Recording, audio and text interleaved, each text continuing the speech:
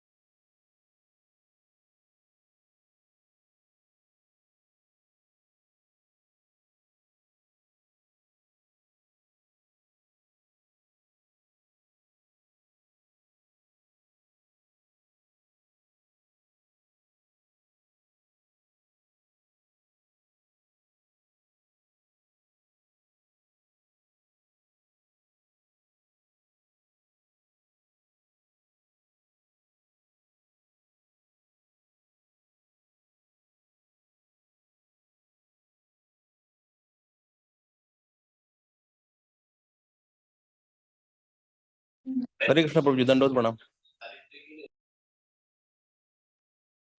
अमोल हाँ, प्रभु दंड देखिए। प्रणाम। जय श्री प्रभुपाद। हेलो। हाँ, कौन? Hello.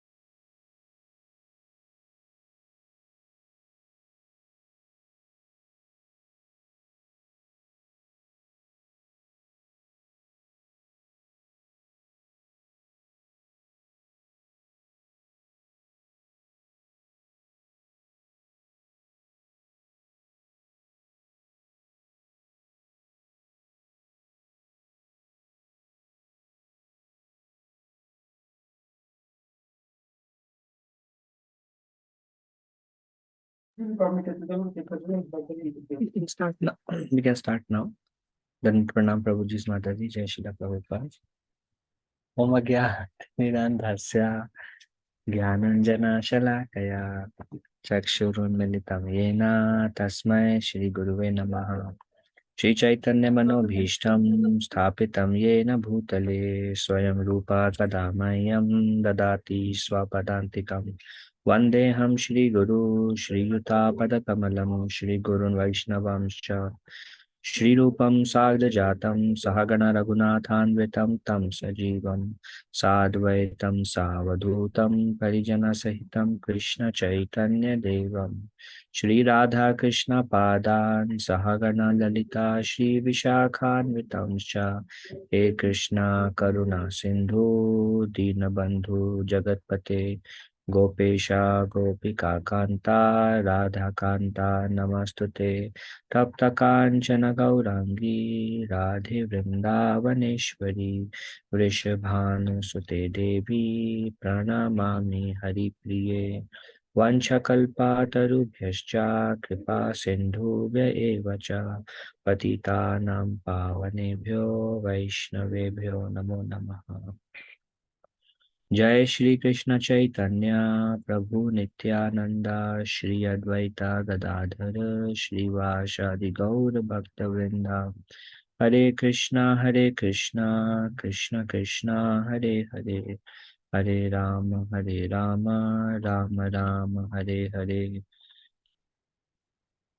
Mukham karoti vachalam pangum langayate girim yatkripatamaham bande Shri Gurun Dinatarinam Paramanandamadavam Shri Chaitanya Ishwaram Namo Vishnu Padaya Krishna Prishtaya Bhutale Shri Mate Bhakti Vedanta Swamin Niti Namine Namaste Saraswati Deve Gauravani Pracharine Nirvishesha Shunyavadi Paschatya Deshatharine Panchatattvaत्मकं Krishnam Bhakta Rupa Sarupakam Bhaktavataram Bhaktakyam Namami Bhakta Shaktikam Om Namo Bhagavate Vasudevaya Om Namo Bhagavate Vasudevaya Om Namo Bhagavate Vasudevaya. So today we are discussing from Shrimad Bhagavatam, Canto 1, Chapter 12. Name of chapter is The Birth of Maharaj Parikshit. Last week we discussed Chapter 11, which was Entrance of Lord Krishna in Dwarka.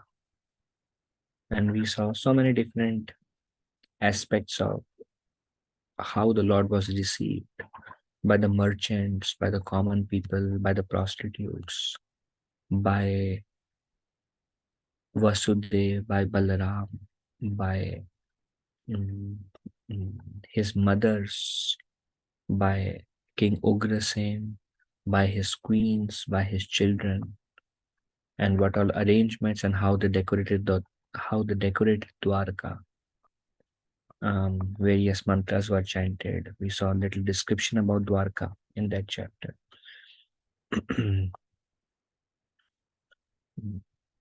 And how everything was based on spontaneous love and affection. And how Lord reciprocated with their feelings based on their relationship and other factors. So that was the last chapter. Now, if we go back to the first canto, fourth chapter, there are various questions asked by Maharaj Parikshit to Sukadev Goswami. One of the questions Parikshit Maharaj asked is, please tell us about the birth and activities of. One question he asked is, please tell it about why did Vyasadeva took the pain of writing such a vast literature, Shrimad Bhagavatam. And then this was in fourth chapter. This question was asked. Another question that he asked was, please tell us about the birth, the activities of Maharaj Parikshit. And why did Maharaj Parikshit, being such a valiant king, why did he renounce abruptly? And how is it that Sukadev Goswami spoke Shrimad Bhagavatam to Maharaj Parikshit? So based on those questions asked in the fourth chapter, the whole first canto is designed. Then because the first question asked was, why did Vyasadeva took the pain to compose such big Shastra Shrimad Bhagavatam. Then there is discussion about how Vyasadeva was unhappy. Narad Muni came, he enlightened, and then how he wrote. And then Sukadeva Goswami wanted to answer the birth of Maharaj Parikshit.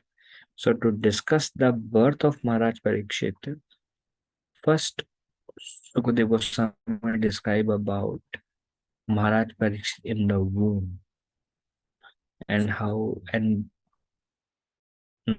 now connected to Maharaj Parikshit in the womb, first comes Ashwadhama.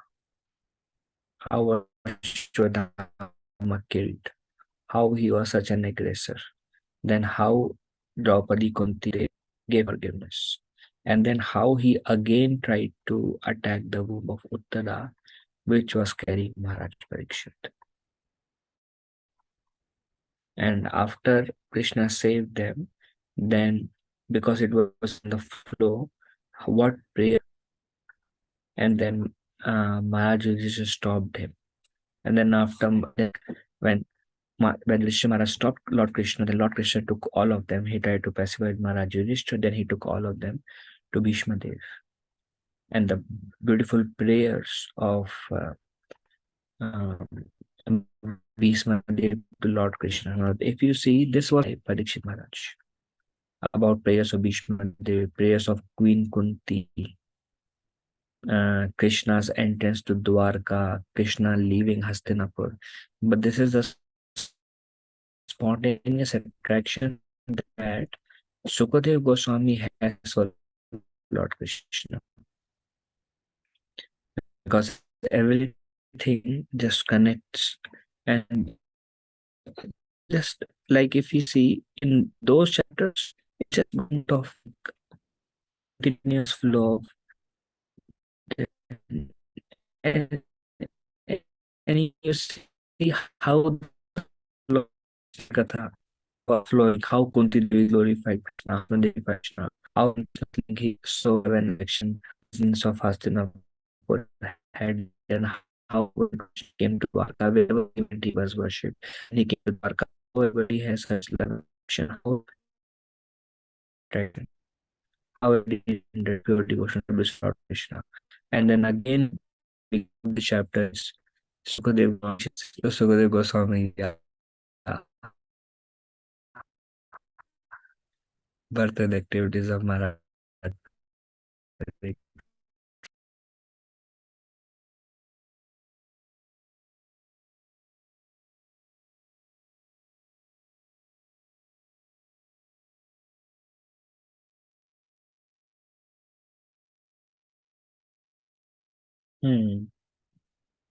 So I don't know what happened. Um, um, how is the connection? How is the sound? Were we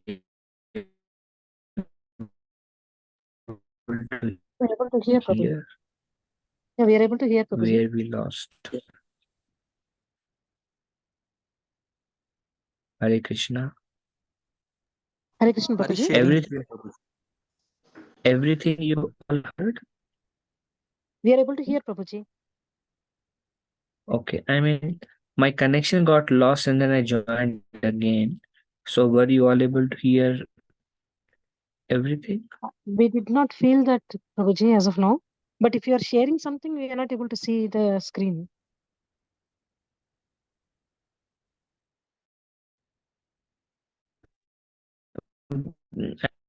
I mean, I'm not sharing anything. Sharing low is I'm keeping my video off. Okay. Okay. So this is what we saw. How Sukadev Goswami went into that spontaneous attraction for Krishna and started glorifying various, like just about Krishna's leaving Hastinapur, Dwarka, and different prayers offered to Krishna. How Bhishma Dev established Krishna's supreme personality of Godhead. How everybody left that assembly after passing away of Bhishma Dev, keeping Krishna in their heart. And then again in the beginning of the chapter, he asked, "Oh, please tell us about the birth and activities of Maharaj Parikshit. Okay, so now it begins with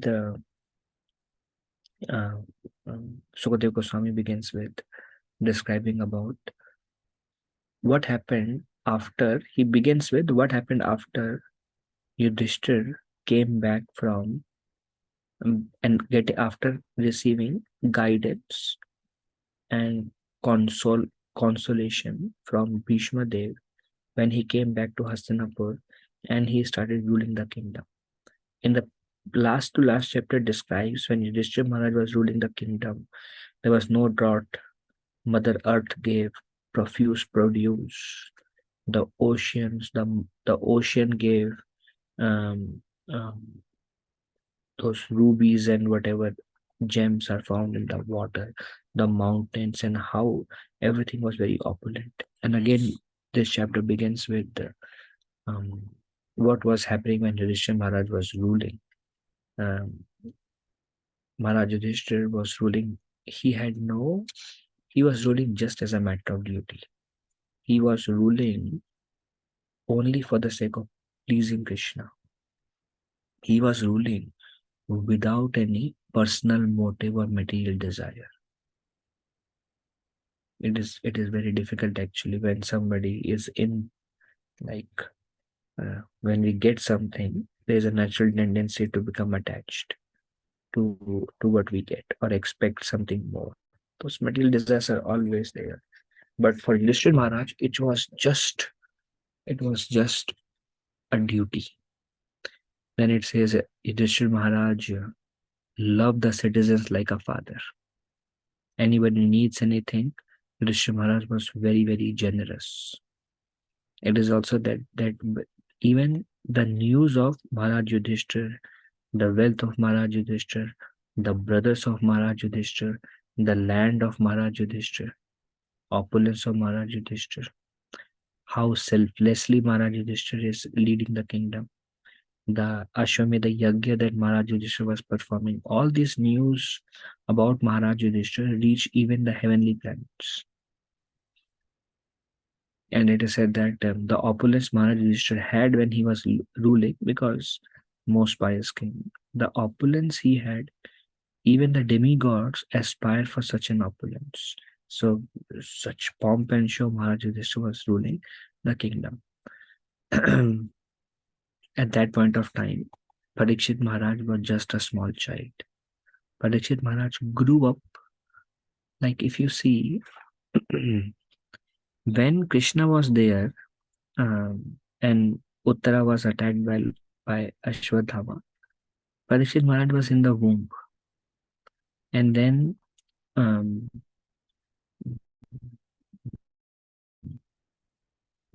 after Krishna's disappearance, right after Krishna's disappearance, all the Pandavas along with Kunti and Draupadi, they retired. So they ruled the kingdom. Yudhishthira Maharaj means ruled the kingdom. Just 1 second. Maharaj Yudhishthira ruled the kingdom just for 20-25 years, or just till the time Parikshit Maharaj became ready. And that point of time, Krishna left, and they all left, and then Yudhishthira Maharaj established Parikshit Maharaj as the king. Then there is a description of Maharaj Parikshit when he was in the womb, when he was attacked by Brahmastra. Krishna appeared in the womb of Uttara. There is a description of how and that the form of the Lord, bluish blackish in color, golden helmet, golden earrings, golden bracelets, 4 hands carrying the 4 weapons, lotus eyes, yellowish pitambari clothes, and how the form of the Lord was encircled by the club of the Lord like a shooting star. And the Lord's eyes are described as red with fury, with anger, because he was angry at Ashwadhama's activity.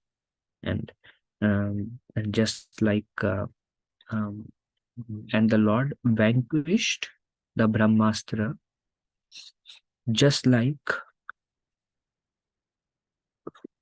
a flame in front of the sun, or just like the sun evaporates few drops of dew.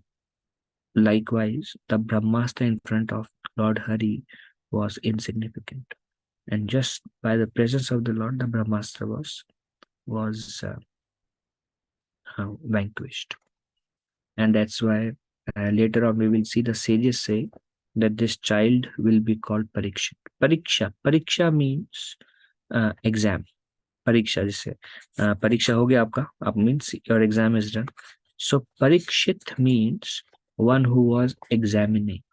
Examining means one who was like noticing everybody, examining. So Parikshit means Maharaj, because Parikshit Maharaj saw Lord Hari in the womb. Whoever he met, he would think, is this the person I saw in the womb? Is this the person I saw in the womb? Is that the person I saw in the womb? So he was always examining everybody, because he was once, it is said that once anybody see the form of Lord Hari, becomes so attracted. He was constantly trying to find Hari, and that's why he was called Parikshit. And the sages also said that he will also be called by the name Vishnu Rat. Vishnu Rata. Rata means protected. Vishnu Rata means the personality who was personally protected by Vishnu, by Hari. So then um, um, after he was protected in the womb, then there is a description of the birth of Maharaj Parikshit. When the child appeared, he was the only higher in Pandavas. When the child appeared, Yudhishthira Maharaj invited sages like Dhaumya Rishi, Kripacharya, who was still there on this planet. And then Yudhishthira Maharaj asked, will this child who just took birth, first there is a name giving ceremony. First there is birth rites or birth ceremonies. Various mantras and ceremonies were held. Then the name was given. The sages gave him two names. One is Vishnu Rat, one is Parikshit, which is described. Then Rishi Maharaj asked the sages, Dhaumya Rishi, will this child be pious? Will this child be saintly? Please tell us about the future of the child. So Srila Prabhupada also mentioned that we can refer to astrology for two times in our life. One time Prabhupada said when the child is born, you can refer to astrology about the child's future. Another time is during the marriage. You can refer to astrology for the marriage life with a particular person. So the sages, when they heard, please tell us about Maharaj Parikshit, basically, astrological chart. And this also shows that how this science was relevant, and the science was seeked after even by Maharaj Yudhishthira, even during the time of Lord Krishna. So Prabhupada said that is all right. Will this, Yudhishthira Maharaj says, will this child be pious, saintly? Will he fit in our family lineage? And then Brahmana started glorifying Maharaj Parikshit. Brahmana said, this personality, the child who is born, Vishnu Rat, he will be a Mahabhagavat Vaishya forever. And he will be a Mahanatma. Mahan means he will be an ocean of good qualities. Then Brahmana says this child will be like Ikshvaku in maintenance. Ikshvaku was the son of Manu. Manu is the father of mankind. Manu, actually, if he's father of mankind, his son has the responsibility of maintaining unlimited population. So how Ikshvaku would have maintained? We also see Krishna spoke Bhagavad Gita to sun god spoke to Manu, Manu spoke to Ikshvaku. So he comes in a lineage of pure devotional service in our tradition. And he was perfect at maintaining. And this child Parikshit in future will maintain the kingdom like Ikshvaku. He will keep his promises like Lord Ram. He will be as charitable and offer protection as Maharaj Sibi. Sibi he also comes later on in Shrimad Bhagavatam. There is a story connected to King Sibi that at one time he was so charitable that he would not say no to anybody. So one time, uh, a pigeon was being chased by an eagle, and the eagle wanted to eat the pigeon. The pigeon came and told Maharaj Sibi that we are your praja, and it is your duty to give us protection. Please give me protection. And that's why, okay, and yes, please give me protection. So the eagle came. The eagle wanted to eat pigeon. Then the king said, this pigeon has taken my protection. So I will give you another piece of already dead flesh, because some animals would die naturally. I will give you another piece of dead flesh, and you eat this pigeon. Then the eagle said, no, this is my prey. I am also part of your praja, and you should be fair. And it is my duty to eat pigeons and others. So you should allow me to eat. And the pigeon said, dear king, please protect me.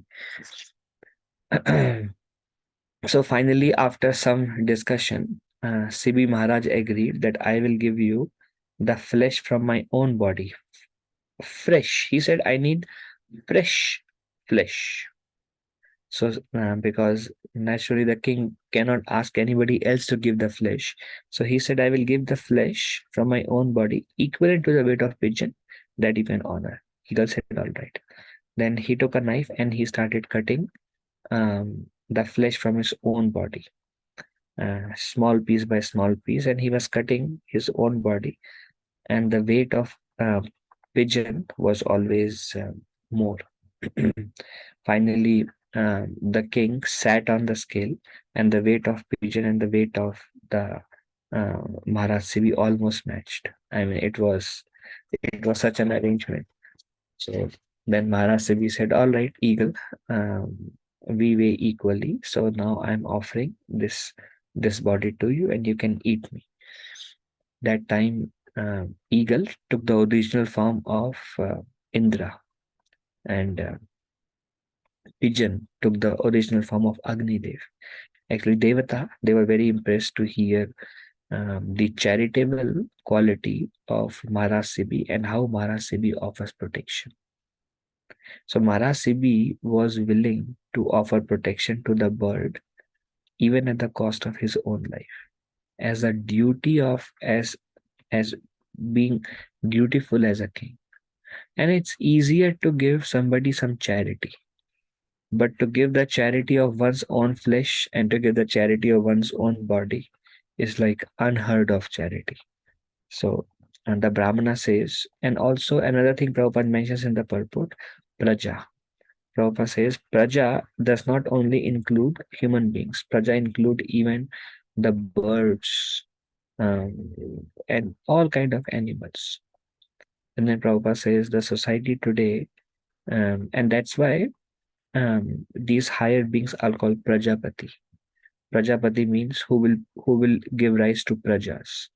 So it is said that those progenitors who were sons of Brahma, they can give birth not only to human being, but they can give birth to all kind of 8.4 million species. So they had those shaktis, they had an empowerment that they can do so. And that's why they are called Prajapatis. And Prabhupada says the kings today, they are offering so-called limited protection, that to false protection to the citizens, but they are letting the lower animals to be slaughtered. So the kings are really not doing their duty. But Parikshit Maharaj was actually offered protection and charity like Sibi Maharaj. And we also see later on when Parikshit Maharaj was going out and when he saw that this man in black who was Kali personified hitting a cow's leg, he immediately offered protection to the cow, not only to human beings, but all the praja.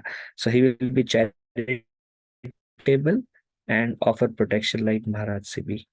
Then his name and he will spread the name and fame of the family like Bharat. Prabhupada mentioned there are three Bharat. There is Bharat who was brother of Lord Ram. There is Bharat who was son of Rishabh Dev, in whose name this earth was called Bharat. Previously, Prabhupada says, previously the name of the earth planet was Ilavrata Varsha. And if you read fifth canto, there is a description of Bhumandal, and then there is description of Ilavrata Varsha, which was actually referring to Earth planet. But after, because it was ruled by Maharaj Bharat, the son of Rishabdev, we also call this land as Bharat Bhumi. Chaitanya Mahaprabhu said, Bharat Bhumi hoite manusya janma ja janma sartakari karo parolaka. Chaitanya Mahaprabhu says, anybody who has taken birth in Bharat Bhumi, it is their duty to perfect their lives and then karo paropka, and to share the message that they have received with other living entities. And then there is third Bharat, who was son of Dushyant and Shakuntala. Dushyant was a king. He was married to Shakuntala. They had this child. Then Dushyant forgot. Then Dushyant left. Shakuntala was left alone with his child Bharat. And Bharat later on performed great Herculean task. Even as a small child, he would challenge the lions and he would challenge the elephants. It is said that elephants are the most powerful personalities, but he would challenge the elephant and defeat the elephants also as a small child. Later on, he increased the fame of his family far and wide. And Prabhupada says, some people say,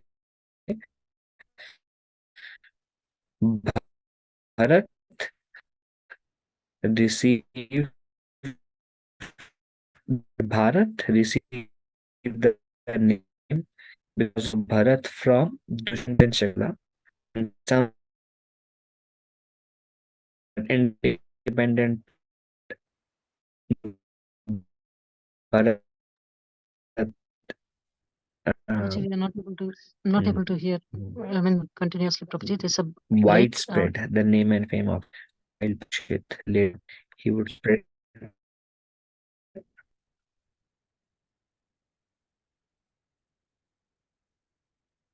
There's a break. Because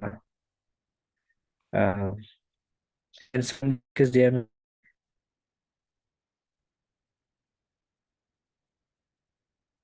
Hare Krishna. Hare Krishna, Prabhuji. Hare Krishna. Thought, yeah, Prabhuji, I was not able to hear, so I just maybe network from my side is a problem. I don't know. No, Prabhuji, you're breaking. Yeah, but- right. Yeah, Prabhuji. Prabhuji, we also feeling same.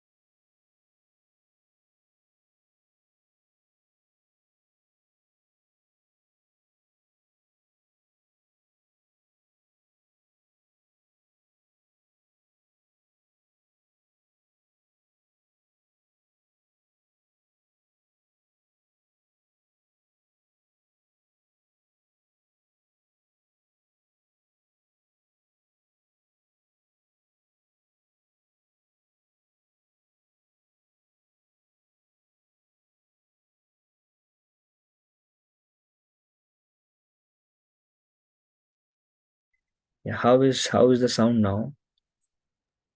Yeah, Prabhuji, better, Prabhuji. Okay, what was the last thing we heard? Prabhuji, you were telling that we have three Bharat. One is Ram's brother, and after that we could not hear, Prabhuji. Yeah, then there is Ram's brother. Yeah. one Bharat is from Rishabdev's son, who became a deer in the next life and then became Jada Bharat, and then he went back home, back to Godhead. That was another Bharat. And this third Bharat was the son of Dushyanti and Shakuntala, who was who also, some say, Prabhupada says in the purport, some say Bharat received the word Bharat. Bharat received the name from Bharat from Dushyant and Shakuntala, or some say got from Bharat, who became a deer. Both were very powerful. So here the Brahmana says, you will spread the name and fame of your family just like Bharat. In other words, Parikshit will continue the lineage, the name and fame of the Pandavas, of Yudhishthir. He will be like at par with their abilities. Then he will be like Arjuna in great bowman, or in terms of archery, he will be as great as Arjun. In terms of those which is irresistible, he will be as good as fire. Prabhupada says when there is forest fire, no amount of man-made water or man-made trucks of water can stop the forest fire. Only the crowd can extinguish. It is irresistible. So as means if Parikshit Maharaj wants to do something, nobody can stop him. Such a powerful king. He is unsurpassable like an ocean. Like an ocean, you cannot surpass. Even when Lord Ramchandra came, when he wanted to cross the ocean, he prayed, Lord Ramchandra prayed. I mean, of course, the Supreme Lord and ocean is an insignificant jiva. Yet the ocean is considered insurpassable. Nobody can cross over by swimming or by simple means. So means Parikshit, if he stands, nobody can come in the way. Even Kali could not surpass Maharaj Parikshit and spread the influence. Such a powerful king. And when Parikshit Maharaj was cursed, the sage told his son, you are very immature. Because this king, like Parikshit, he is the one who is holding Kali Yuga away. Once he dies, the whole world will be engulfed by this age. I mean, we are all controlled by Kali, obviously. But this is the age of quarrel and hypocrisy. Millions, billions of people are controlled, but Maharaj Parikshit alone could control Kali personified also. So he is unsurpassable like an ocean, irresistible like a fire. And then he will be as strong as a lion. Lion is considered as very, very strong as lion. He will be as worthy of shelter like Himalayan. Himalayan, anybody receive shelter of Himalayan gives protection. Like vast worth of shelter. Anybody take shelter of Maharaj Parikshit, they are safe. Kali understood that this man Parikshit, impossible to deal with him. Kali surrendered to Maharaj Parikshit. We surrendered to Kali. Kali surrendered to Maharaj Parikshit. And they said that Maharaj Parikshit was the last powerful king. And then Kali Yuga began, and now there will be no such people. Maharaj Yudhishthira, these are all like he will be as forbearing as earth. Means anything like earth. Prabhupada says there are drills, there are so many bombs, there is so much going on, atrocities, world war, and the earth is forbearing. So Maharaj Parikshit also like unshaken, forbearing. Then as tolerant as parents. I have seen parents, their children, even if they may scold them, but unconditionally they accept their children. They are very tolerant of the mischiefs done by the children. And Maharaj Parikshit was that with all the citizens. As tolerant, nobody like it's also we went to New Vrindavan. There was a GBC course that we were asked to attend. And there they were discussing about the qualities of a leader. And then this chapter was discussed in detail about what are the qualities of a leader, and this is the qualities a leader should possess. And these qualities are described by Brahmanas Yudhishthira Maharaj. And these qualities are described when Parikshit Maharaj is not even 1 day old. When he appeared and there are these ceremonies, and Dhamme and Kripacharya came and they are describing all these qualities of Maharaj Parikshit. Then he will be as munificent like Lord Shiva. Lord Shiva is called Ashutosh, easily pleased, and Parikshit Maharaj also you can easily please him. Like first in one way, very powerful, give shelter, but you can easily please him. Then equanimity of mind, his equanimity of mind will be like Yudhishthir or Brahma. Yudhishthir never disturbed, Brahma not disturbed. Likewise, his mind will be so peaceful all the time. He will be resort of everyone like Narayan. You see, Narayan is a maintainer. Anybody comes, everybody, even all the demigods, whenever there is problem, Hiranyakashipu came. What did they do? Narayan. Mother Earth was in trouble. Narayan. Any problem happens, Narayan. So Narayan is the resort for everyone, even the demigods or the Brahmanas or everybody. Parikshit will be the resort of everyone, just like Narayan. Anybody come to Parikshit, that will be resort. These are the qualities of an ideal leader or Maharaj Parikshit. He will be as magnanimous as Ranti Dev. There is a story of Ranti Dev followed Ekadashi Vrata for many months, 1 month or I don't know how many months. And it was time to break the fast. And Rantidev Maharaj, there was prasadam that was provided to him in sufficient quantity for himself. He divided half, gave it to his family. He kept half as he was about to honor. A Brahmana came beggar and he said, "I am hungry. Do you have something to eat?" And he was so magnanimous, he gave half the food. Half food and some water was remaining. Then one Chandala came and she said, "I'm very hungry. I need some food, O Raja." So Rantidev gave whatever remaining half, he gave it to Chandala. And then Rantidev was thinking, this little water is there. If I can drink this water, I can survive some more time. Otherwise, I'm at the verge of death. And that time, a low-born person came with some dogs, and he said, "My dogs are uh, hungry and thirsty. Do you have something?" So whatever food and water, whatever remnants was there, he gave it to the dog, thinking that, "My lord, I am offering everything in your service, even at the cost of my own life." Uh, and then he gave it to the dog, and dog ate everything. And then again, same, the dog, the Chandala, the Brahmana, they all turned into demigods. And they all also came to test Rantidev. So Rantidev was known for his magnanimity and selflessness. So he'll be as magnanimous and selfless like Rantidev. These are all qualities of Maharaj Parikshit. Means Maharaj Parikshit is Rantidev, Narayan, Brahma, Yudhishthir, Shiva, Earth, fire, and anybody you can think of, all in one. This is the personality of Maharaj Parikshit. Then it says he will be Bali Maharaj in patience. Bali Maharaj considered most patient because at the time of when he lost everything, Bali Maharaj, he patiently surrendered. Usually, when everything is good, we are okay.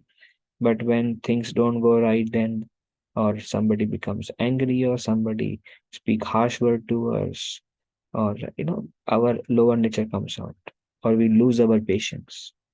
But Bali Maharaj, even when he went to the most severe situation, he patiently, with his intelligence, he surrendered to Vamandev, Bali Maharaj.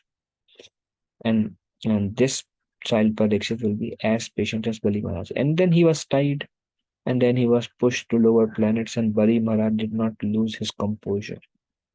Patient in every situation, as patient as Bali Maharaj. Another reason is also Bali Maharaj waited very much to become Indra. And then when he was about to perform his sacrifice, which would make Bali Maharaj Indra, the 100 sacrifice, which would make him Indra. First of all, he was so patient to wait for all this whole life of doing yagyas to become Indra. Then the Lord told him, you go down and you be in the lower planet, and he is still patient. And it is said that next Indra will be Bali Maharaj. And then the last one is most important. It says he will be a staunch devotee like Prahlad. Prahlad was such a staunch devotee. Despite of any obstacle, he always remembered Narayan, Krishna. And that's how he received all his protection. And Maharaj Parikshit will be as staunch devotee. Prahlad Maharaj is known for one who perfected his life by the anga of Smarana. And Parikshit Maharaj will be like that. So there are so many beautiful qualities of what Parikshit Maharaj will be. And then very interestingly, the Brahmana said, at a young age, Parikshit will be cursed to die by the flying snake Takshak. And after the curse, he will personally hear Shrimad Bhagavatam from Sukadev Goswami, and at the culmination of that, Parikshit will return back to Godhead and attain the Lord. That is also described by Dham and Kripa. So this is also very, very astonishing and very gives so much faith on the truth that lies in the science of astrology. Prabhupada says astrology is a perfect science, but there may not be perfect astrologers. Even that was. Then Parikshit grew up. This is the day one. Then he grew up under the care of his grandfathers, and there was no discrimination there. Now, if you see from one perspective, Parikshit was grandson of Arjuna, because Abhimanyu and Uttarasan. Abhimanyu was Arjuna's son. But all the Pandavas, without discrimination, they loved Maharaj Parikshit. He was the only heir, or the only child remaining in the entire lineage. He became the king.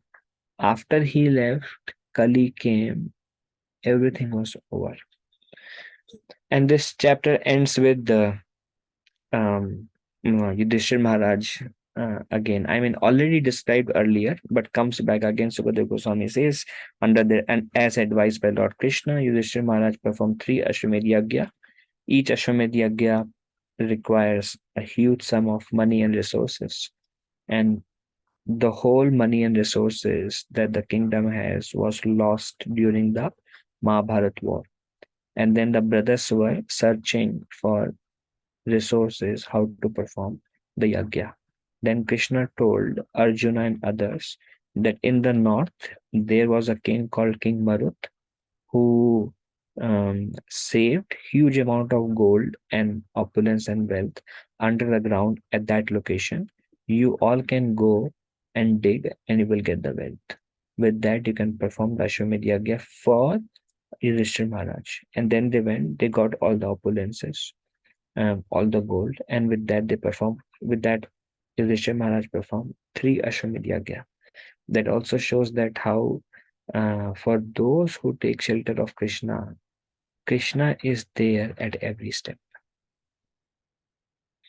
One Mataji was in a lot of anxiety regarding her children. One of the child is artistic. He, whatever he does, he either loses the job or because he cannot behave properly because he has some mental problems. So she was telling that I don't know how my child will get married. Whenever will that day be when my child will be settled because of various condition, health condition, mental condition the child has. So I told her, Mother, take shelter of Krishna. And then she said, but Prabhu, I am praying to Krishna, but I don't think Krishna is listening to my prayers. Then I remembered one time Chandrabali Maharaj says, it is not possible that anybody who offers genuine prayer to Krishna and the prayers are not heard. Krishna is always there to give us protection. Krishna is our well-wisher. Nobody loves us more than Krishna. And whatever situation, circumstances we are put into, we should know that that is also Krishna's mercy to be put into those situation, circumstances. And through those situation, circumstances, Krishna is making us a better devotee. It is said that for a devotee, there is no karma. Krishna takes over and Krishna completely controls the happiness and distress of a Vaishnava. If we do something wrong, then Krishna gives us punishment. Prabhupada says the reason Krishna gives us punishment when we do something wrong is also Krishna's mercy, and that is to curtail our enjoying spirit. Ultimately, what Krishna wants, Krishna unlimitedly loves us. But Krishna's nature is Krishna acts in such a way that he is not visible. And unless by the association of devotees, unless we train ourselves to see the hand of Krishna, we will miss that concept of everything is happening by the sanction of Krishna. And when it is said, and Chandrabali Maharaj was mentioning, when we offer any prayer to Krishna, the prayer is always heard Krishna always reciprocates. Nobody loves us like Krishna loves us.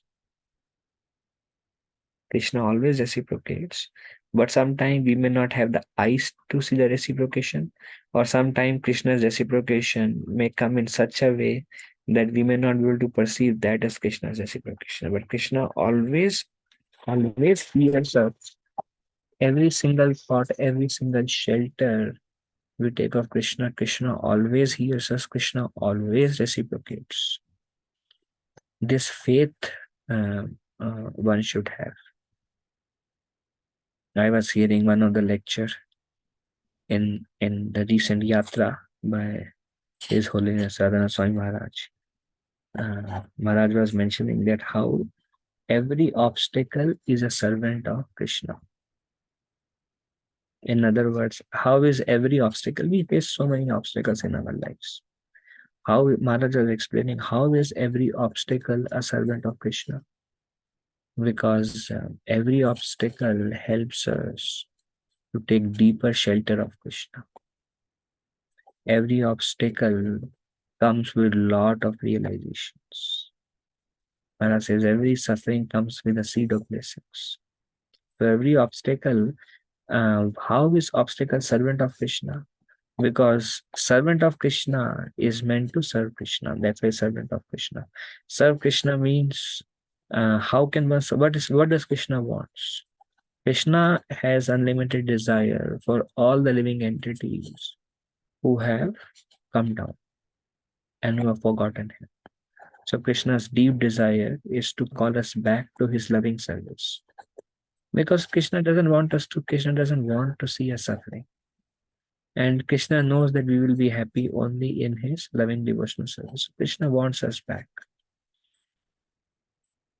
And so Krishna comes to speak Bhagavad Gita. Krishna comes as Sri Chaitanya Mahaprabhu to give causeless mercy and to give the process of the holy name.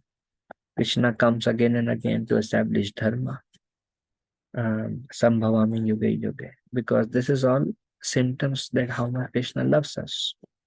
That's why he's again and again he's either sending his devotees, or he's sending obstacles, or he's sending knowledge, or he is coming in the form of Yuga Avatar, Guna Avatar. And purpose of everything is so we can go back to him. And that's why Maharaj says, because every obstacle takes us closer to Krishna, which gives pleasure to Krishna. So every obstacle is a servant of Krishna. This statement was told by Sarvabhauma Bhattacharya. When Chaitanya Mahaprabhu was going to Puri, Advaita Acharya. When Chaitanya Mahaprabhu was going to Puri after taking sannyas, Advaita Acharya stopped him and told him, my Lord, on the way, there are so many obstacles. There are so many dacoits. There are so many pirates who are there in the Ganga and wherever you cross the river. There are so many ferocious animals. There are so many Muslim tyrants, so many tax collectors. There are so many obstacles. So please wait for some time and let the obstacles be mellowed down, so you can make a safe journey to Puri. And Chaitanya Mahaprabhu smiled. And then Advaita Acharya understood.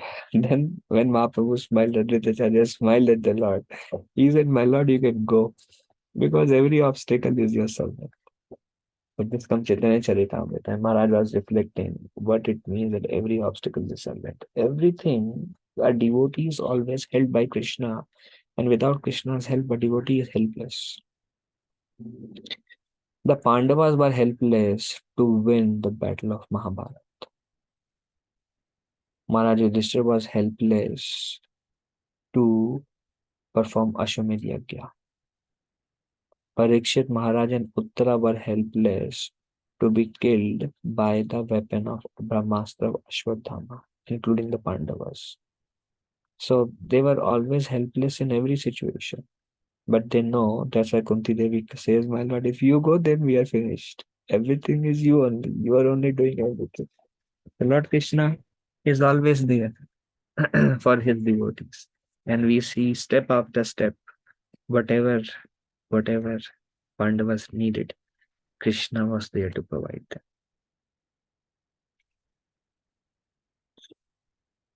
So, okay. Are there any discussion, any questions?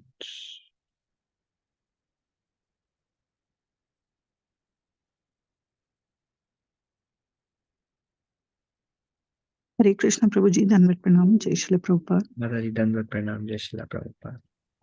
Prabhuji, you mentioned about the Bharat, who is the son of Dushyant and Shakuntala, right? Yes. So it is part of Bhagavatam, Prabhuji? Yeah, I haven't read that story in Bhagavatam, but in the purport, Prabhupada mentions Mataji in this chapter. The reason for the name Bharat. Prabhupada mentions that Okay. in the purport. Thank you, Prabhuji. Thank you. Anything else?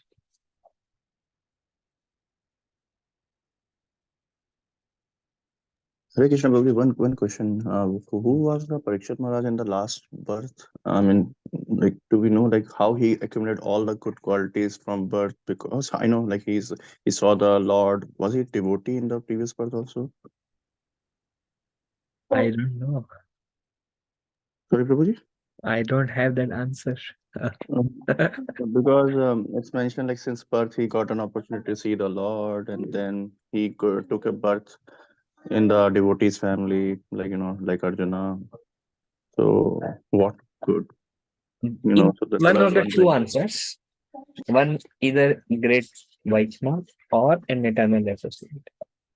Like Pandavas are an eternal associate, Arjuna is eternal associate. They are associates of Dwarka, Krishna in Dwarka. So either he was an eternal associate who descended or a great Vaishnava, but I don't have the clarity for it. That is not mentioned somewhere in the Bhagavatam, but I did not read completely, bro. That's why I'm Not asking. that I know. Actually, most of the previous birth, Bhagavatam does not mention almost any of the previous birth. Most of previous birth are spoken by Garga Muni in Garga Samhita. Most of them. But I don't remember reading the previous birth of Parikshit Maharaj in that. Okay, thank you, Hare Krishna. Thank you. Another thing that I was recollecting, as you said, Prabhu, devotees' blessings can take us forward. It is said that whoever like Shivas Thakur, he gave blessings or permission to maybe that milk drinking brahmachari.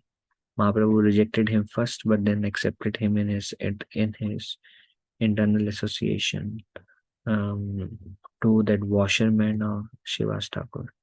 Anybody, it is said that anybody who becomes dear to devotees. Another example is Vidura showed his mercy to Dhritarashtra. Dhritarashtra, even though a walking offense, he would commit offense moment by moment, and he supported Duryodhan and fought against, and what all he did not support Duryodhan in doing, still he was liberated from everything.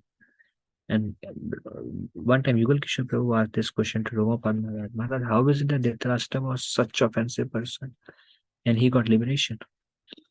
And Romapad Maharaj says, that's because we cannot underestimate the power of our devotees' blessing. And we can also see that, and we can also understand or assume that our progress, what we are able to do in our lives, whatever we are able to practice, or whatever we may be able to, however we may be able to serve the Lord in the future, can only be credited devotees' blessings.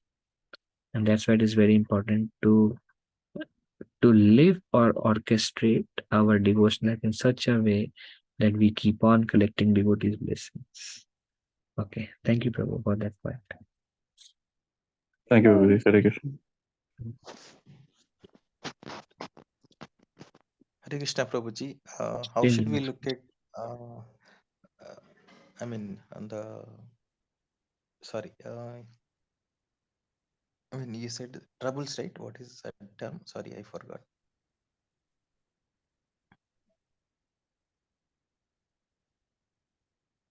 How should we Obstacles. look Yeah, at?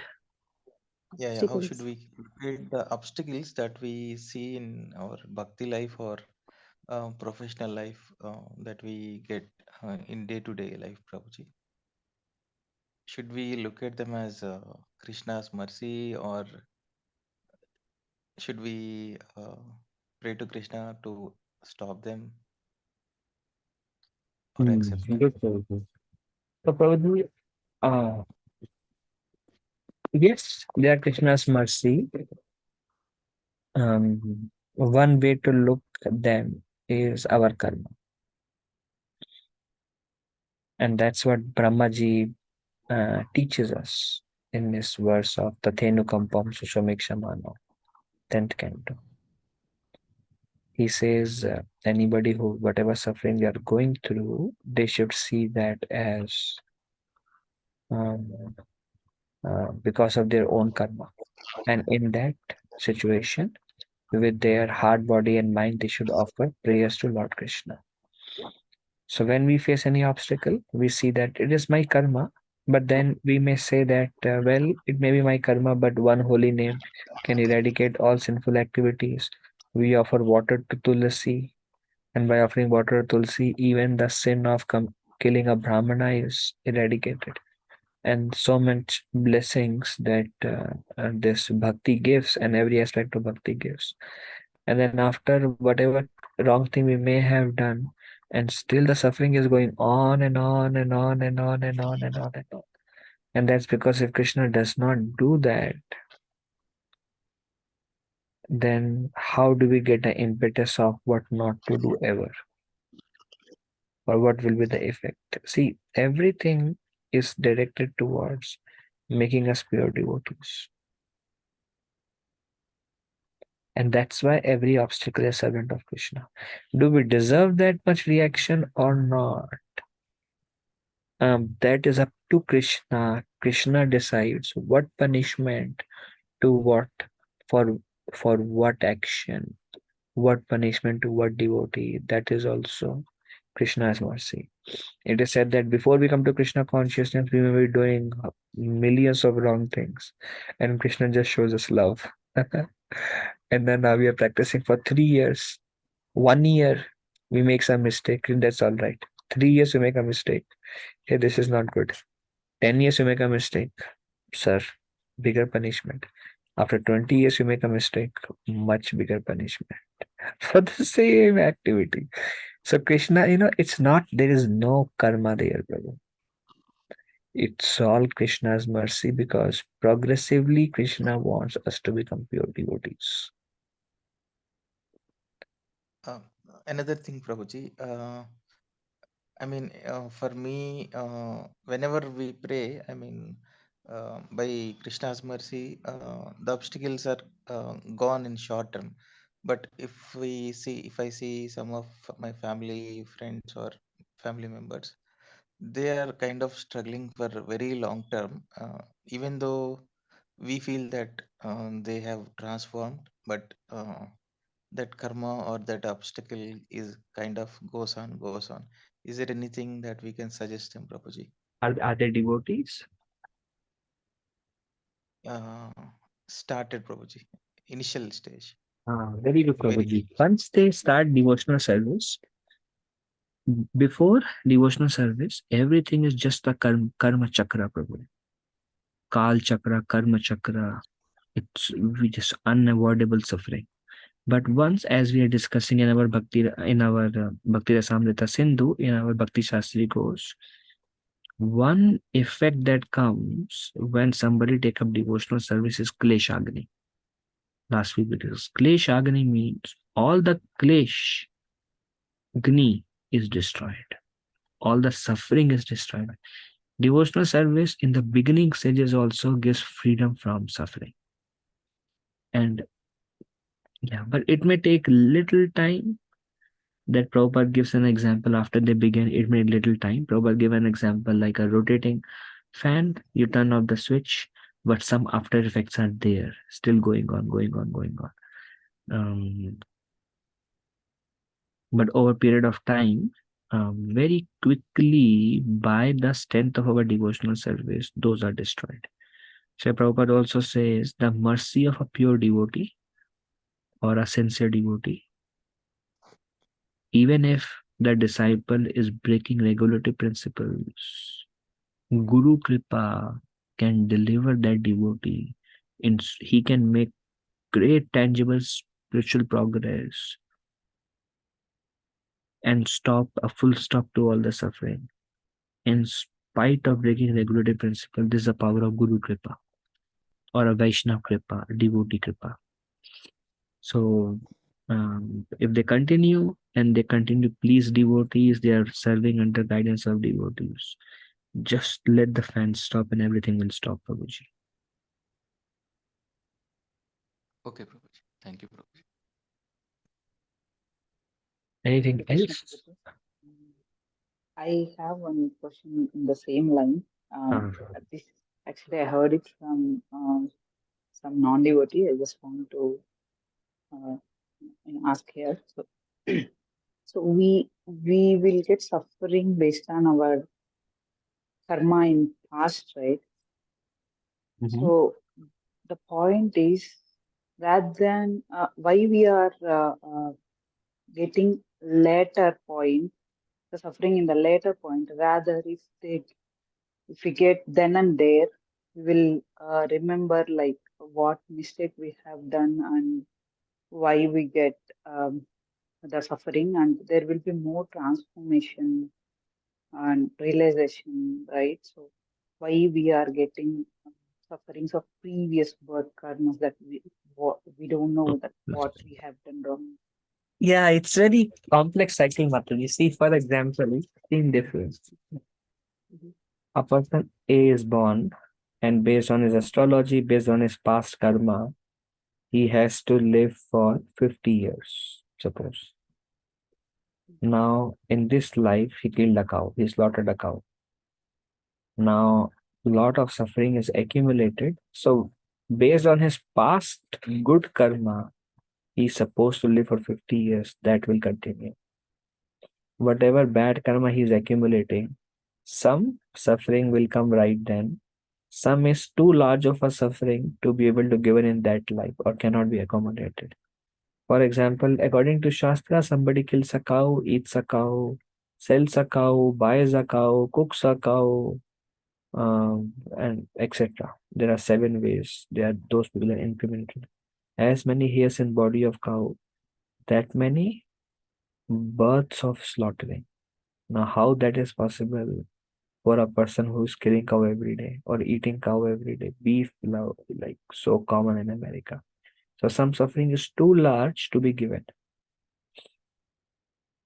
So it's just because it's, and everything, what karma one accrues by a particular activity is also defined. So everything is so complex that it is not a straight thing that we get this little suffering comes, little suffering comes. Like, does it answer my question? Yeah. Yes. Thank you. Hare Krishna. Okay, thank you. Anybody has anything else?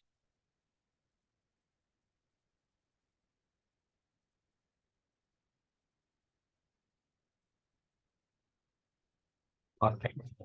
So, dear Prabhujis and Matajis, thank you very much for joining. We'll end our call here. Vanchakalpa tarubhyascha kripa sindhubhe evacha patitanam pavanebhyo vaishnavebhyo Ananta Koti Vaishnavrinda ki jai, Shila Prabhupada ki jai. Danvat pranam. Thank you Hare very much, Krishna. Prabhuji. Dhanwad pranam. Hare Krishna. Thank you, Thank Prabhuji. Hare Krishna. Pranam. Prabhuji. Thank you very much, Prabhuji. Hare Krishna. Thank you very Thank you, much. Prabhuji. Hare Krishna. Thank you. Danvat pranam. Hare Krishna.